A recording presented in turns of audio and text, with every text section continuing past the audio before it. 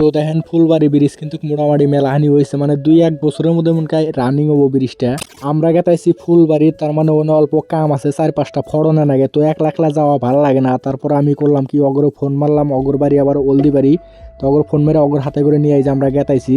তো যাতে যাতে আমরা এসে পেলাম সিবিনাং। এই যে সিবিনাং মসজিদটা কিন্তু ভালো লাগে, মানে একদম পানির কাছারে, তো ওই জন্য মসজিদটা দেখাইলাম। তারপরে সিবিনাং বাজার পাইলাম, পাওয়ার পরে আমরা আইসা পাইলাম কামের এনে। তো আইসা এনে আঙুর কাম করলাম, মোটামুটি 4-5 মিনিট লাগলো। তো কাম টাম করার পরে তো আমরা এখন যাম ফুলবাড়ি ব্রিজটা দেখবার গিয়া। তো ওই যে টাওয়ার, এই যে টাওয়ারের বগলে আমরা খাড়া রয়েছি। তো আমরা আইসা পেলাম ফুলবাড়ি ব্রিজ। তো ব্রিজটা আপনাদের আজকে দেখাই।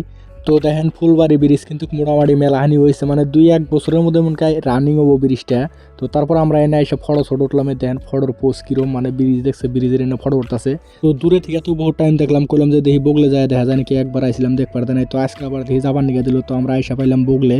এটা হলো ফুলবাড়ি ব্রিজ, এটা দিয়ে মানুষ যাওয়া আসা করে বা মাল টাল নেয়, আর এটা হলো মেন ব্রিজ।